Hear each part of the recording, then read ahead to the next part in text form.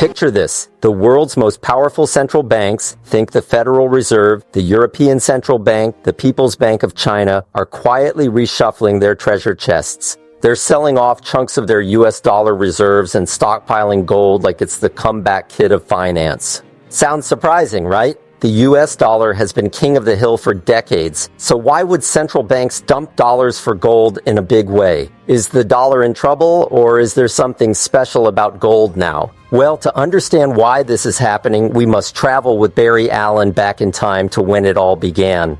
Yep, grab onto the Flash's Speed Force because we're zipping to the past for a moment. Let's rewind the clock and see how the dollar became king and why gold is now regaining its shine.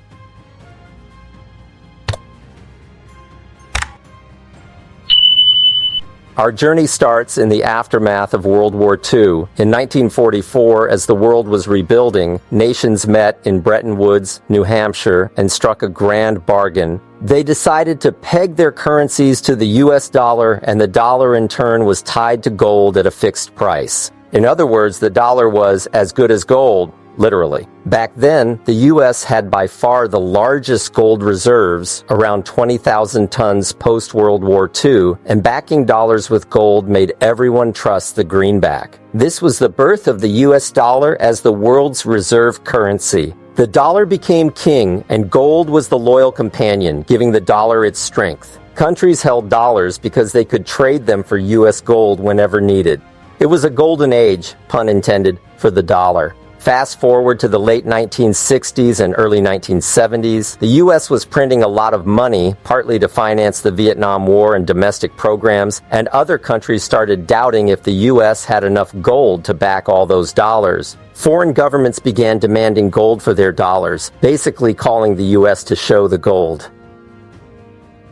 And then boom. In 1971, President Nixon ended the dollar's convertibility into gold. The U.S. said, no more trading dollars for gold. The dollar will just float on its own.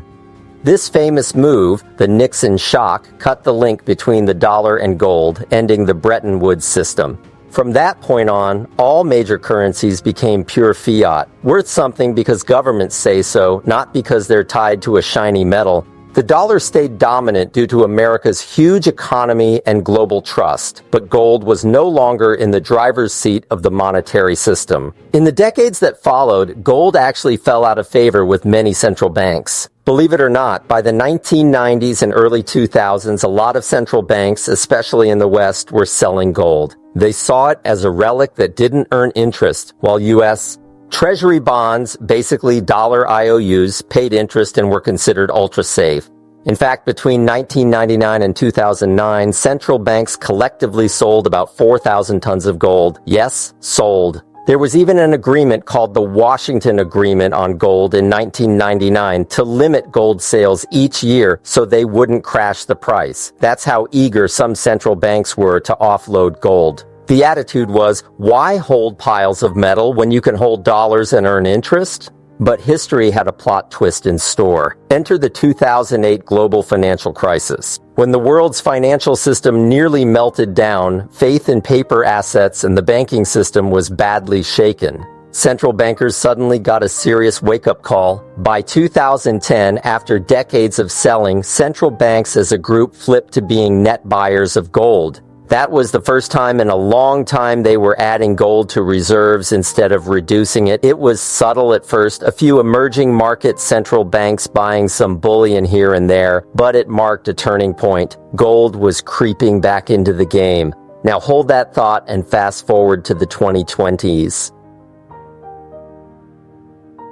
In the last few years, this quiet trend turned into a stampede. Central banks around the world are buying gold at the fastest pace in half a century. In 2022 alone, they bought over 1,000 metric tons of gold. That was a record yearly purchase, the highest since 1967. And they kept up a torrid pace in 2023 and 2024 as well. It's like a gold rush in slow motion, led by these conservative suit and tie central bankers, not exactly your usual wild-eyed gold prospectors, right? Meanwhile, their appetite for U.S. Treasury bonds, which are dollar assets, is diminishing. One senior economist quipped that when capital stops chasing yield, it runs to permanence, and permanence is gold. Let me explain in plainer English.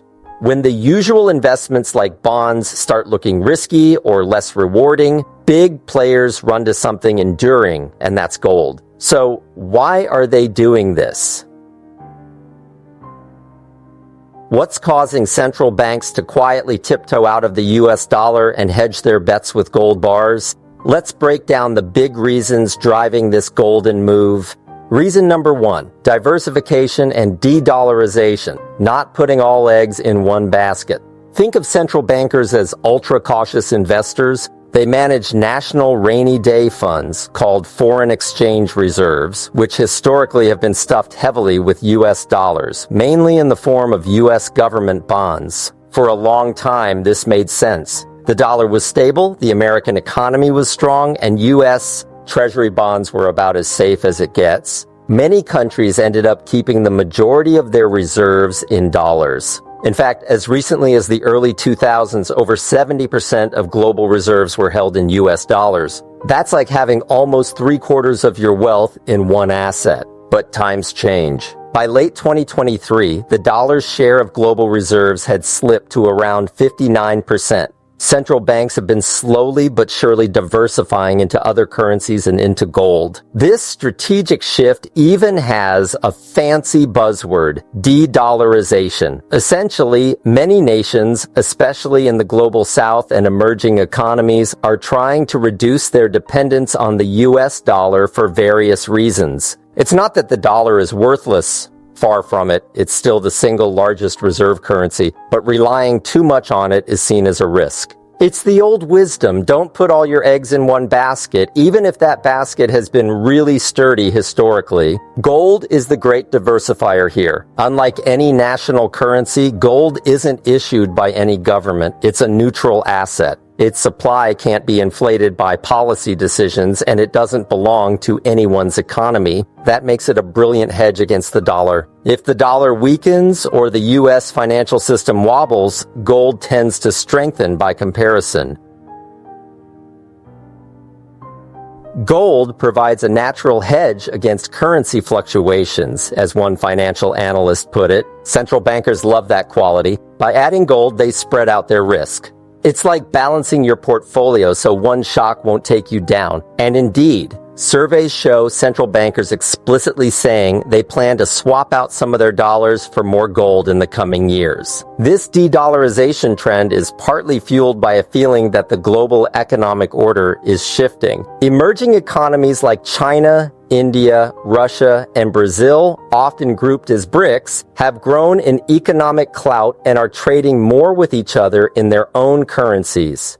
There's even chatter about the BRICS developing alternative financial systems or even new reserve currencies down the line. While such alternatives are still mostly talk, the fact is those countries have been among the biggest gold buyers. For example, China, the world's second largest economy, has been steadily reducing its U.S. Treasury holdings, basically lending less to the U.S., and boosting its gold reserves at the same time. China's central bank reportedly cut its U.S. Treasury stash from about $1.3 trillion to $770 billion since 2011, while amassing tons of gold. They've even been on a gold buying streak month after month recently, bringing official gold holdings to over 2,200 tons, and analysts suspect the real figure could be higher. And it's not just China. Russia provides an even starker example. Feeling the heat from sanctions and eager to insulate itself, Russia slashed its dollar assets dramatically. It went from holding $150 billion in U.S. bonds in 2013 to under $10 billion by 2022. Basically, they dumped almost all of their U.S. debt. At the same time, Russia has turbocharged its gold hoard, increasing from about 400 tons of gold in 2007 to over 2,300 tons today. That's one of the largest gold piles in the world now. This shift is a textbook case of diversifying away from the dollar. By owning gold and other currencies like the euro or yuan, countries create a safety net for themselves in case something goes wrong with the dollar or with their relations to the U.S. So, in summary, central banks are buying gold and trimming dollars to diversify their reserves. They see the global landscape becoming more multipolar, with no one currency as overwhelmingly dominant as before, and they want to be prepared. Gold, the timeless asset, is their bet on a more balanced future reserve mix. Reason number 2, insurance policy against sanctions and weaponization of the dollar. Let's talk geopolitics. In recent years, the world has seen rising tensions, trade wars, actual wars, and sanctions being tossed around. Central banks don't operate in a vacuum. They pay attention to these events. One huge wake-up call came in 2022 when the U.S. and its allies responded to Russia's invasion of Ukraine by freezing a big chunk of Russia's central bank reserves. We're talking about $300 billion of Russia's foreign currency assets suddenly immobilized. That included a lot of dollars, as well as euros and other currencies. This move was unprecedented against a major economy and sent shockwaves through capitals around the world. For many countries, not just Russia, it raised a sobering question. If my relationship with the U.S. or its allies deteriorates, could my dollar assets be next? In other words, the U.S. dollar's strength, that it's everywhere and easily used, can also be a weakness if it's used as a political weapon. The term weaponization of the U.S. dollar started gaining traction. It refers to the U.S. using its control over the dollar-centric financial system as a foreign policy bludgeon, freezing reserves, cutting countries out of the dollar-based SWIFT banking network, etc. Even U.S. allies took note of this shot heard around the world. It's not that allies expect to be sanctioned, but they realized how much power the U.S. wields by virtue of the dollar. That can be unsettling if you have a large portion of your national savings in dollar assets that reside in accounts within U.S. or European jurisdictions. Enter gold, the geopolitical safe haven. Gold is a tangible asset outside the control of any one country. It can't be freezed or seized by a foreign government if you store it within your own borders. As one economic expert aptly said, central banks are buying gold because it's politically neutral and seizure-resistant as a reserve asset. No one can print it, no one's sanctioning it. For central banks in countries that aren't on the best terms with the U.S., or worry they might not always be, gold is like an insurance policy that the U.S. Treasury can't touch. Think about countries like China or Turkey or Iran, for example. China isn't under U.S. sanctions, but tensions are high and there's trade war talk and tech restrictions. It's not far-fetched for Chinese officials to consider, what if someday, so they've been ramping up gold. Turkey has had its spats with the U.S. too, and has been among the larger gold buyers in some recent years. And of course, Russia, facing heavy sanctions, basically had no choice but to rely on gold and other non-dollar assets to stabilize its currency when it got hit with financial isolation. Even countries that are U.S. partners have quietly adjusted. For instance, many central banks in Asia, the Middle East, and elsewhere have increased gold reserves in the last decade. A survey by the World Gold Council in 2023 found that central bankers cited geopolitical risk and sanctions as a key reason for holding gold. They explicitly mentioned currency weaponization fears. Gold is the only reserve asset that isn't someone else's liability. A U.S. Treasury bond is a claim on the U.S. government. A dollar deposit is a claim on a U.S. bank. Those claims can be blocked under extreme circumstances. But a gold bar in your vault is just a gold bar. It doesn't owe anyone anything, and no one can decide to void it. That's a powerful reassurance in a fraught world. So, central banks are quietly cutting their dollar exposure and buying gold as a hedge against worst-case scenarios. Consider it a financial defense move. If international politics goes haywire, gold might be the only asset you can truly count on. As one CEO put it, when the U.S. froze Russia's reserves, it felt like the beginning of the end of the Bretton Woods Accord for many central banks. In other words, the old trust that dollars are untouchable reserve assets was shaken. And when trust wavers, savvy bankers build a safety net. Gold is that safety net. Reason number 3, inflation and debt, hedging against money printing and economic uncertainty.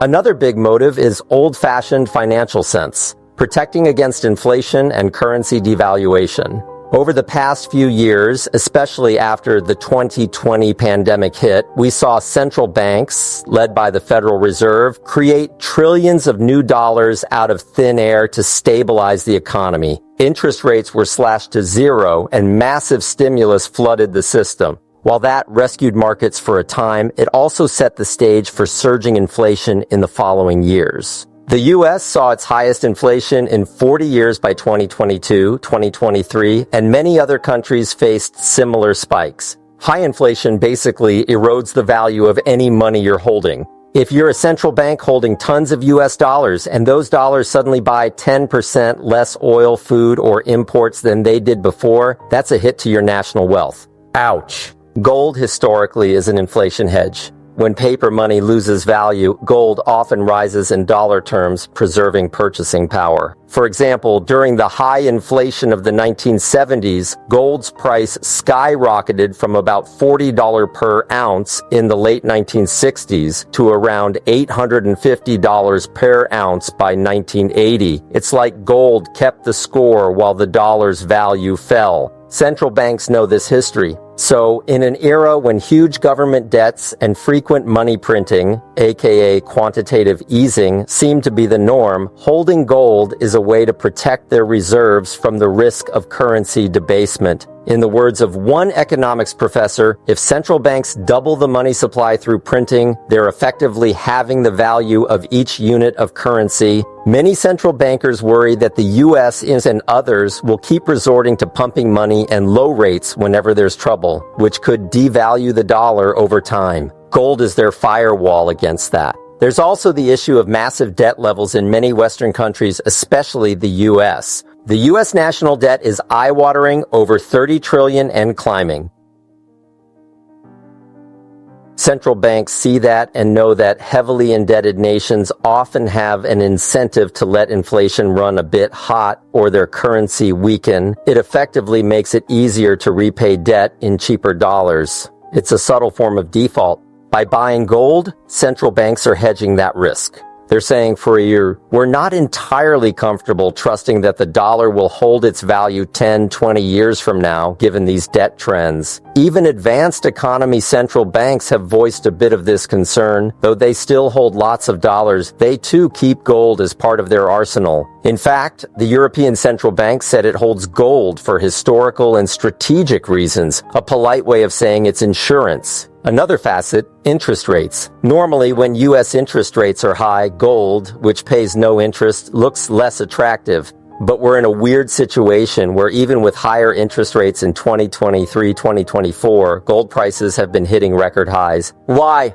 Because investors, including central banks, see a lot of uncertainty and risk in the economy. High interest rates themselves are a double-edged sword. They reflect central banks fighting inflation, but they also make governments' debt payments bigger and raise the odds of something breaking in the financial system. So some central banks seem to be saying, we'll hold on to our treasuries, but at the margins, let's grab more gold just in case. One analyst noted that gold has recently outperformed U.S.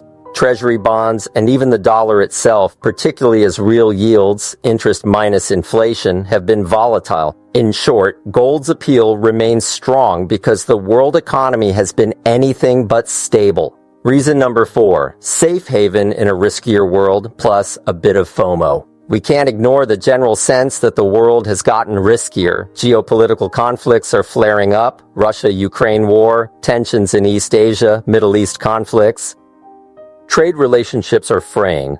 Even within countries, political divisions and debt showdowns, U.S. debt ceiling fights, create uncertainty. In uncertain times, both investors and central banks alike flock to things that have stood the test of time. Gold is the timeless safe haven. As one commentator noted, during the Great Fire of London in 1666, Samuel Pepys may have buried some cheese, but most people buried gold.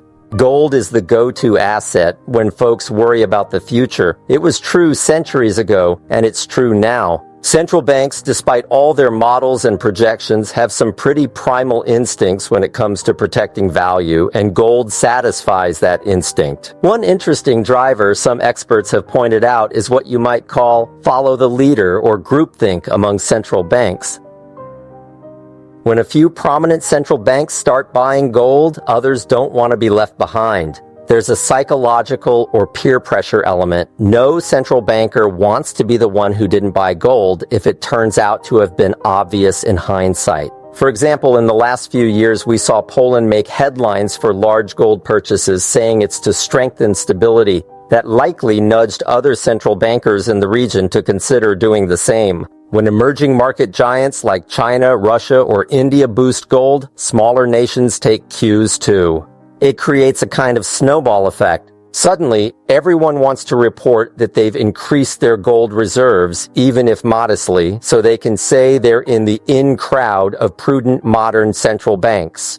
It's almost FOMO, fear of missing out, but at the central bank level. They see gold demand rising and don't want to be caught with too little of it if the global financial system gets shaky. This brings up another subtle point: confidence in the US dollar's future. The dollar isn't about to be overthrown next week, get me right. It still makes up nearly 60% of reserves and is used in trade everywhere. But central banks are basically signaling a gradual loss of some confidence. It's like they're saying, we still like dollars, but we don't love them as much as before. We want options. The fact that central banks expect the dollar's share of global reserves to keep declining slowly over the next 5 years and gold's share to increase tells you the direction of their thinking. There's a new mindset. Prepare for a world where the dollar isn't the sole heavyweight champ, but more of a first among equals. And in that world, gold will play a larger role as a neutral cornerstone alongside currencies like the euro or maybe Chinese renminbi. Finally, it's worth noting that central banks can affect gold prices with this buying, and they know it.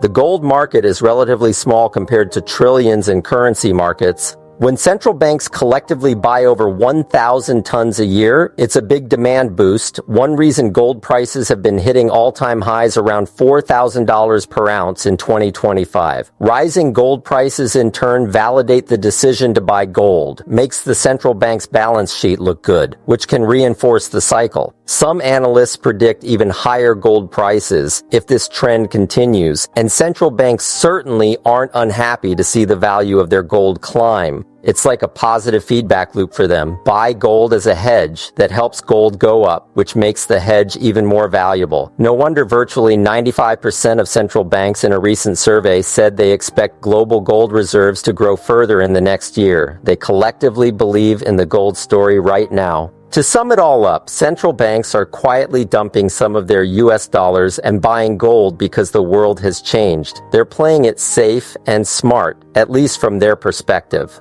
For decades, the US dollar was like the comfort food of central banking. Reliable, always there, not spicy. But now, central bankers have developed a taste for some gold seasoning in their reserves. It doesn't mean the dollar will disappear from the menu, far from it. The dollar is still the heavyweight champ of currencies, and no other single currency is poised to replace it overnight. However, the gold buying spree tells us the status quo isn't holding as firmly as before. The fact that central banks are acting on these concerns means they see real risks on the horizon for the dollar's supremacy. It's actually a pretty quiet revolution in finance. Behind the scenes, vaults are being filled with gold bars while a little less money flows into U.S. Treasury bonds. This silent revolution in reserve management, as some have called it, signals a new ERA.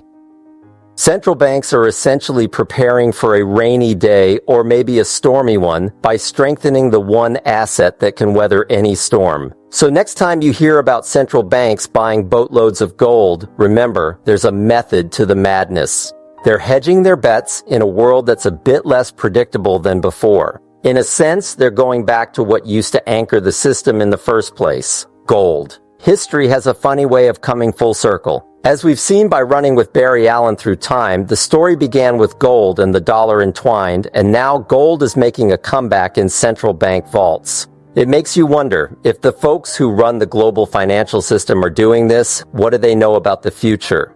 one thing's for sure, they're not taking any chances. And that speaks volumes. Gold is back on the throne, at least as co-chair, and the central bankers put it there. Thank you for traveling through time and global finance with me. If you found this illuminating, give it a like and drop your thoughts or questions in the comments. Why do you think gold is attractive today? And do you see the US dollar losing its dominance or just sharing the spotlight? Let's chat. Until next time, stay curious and informed.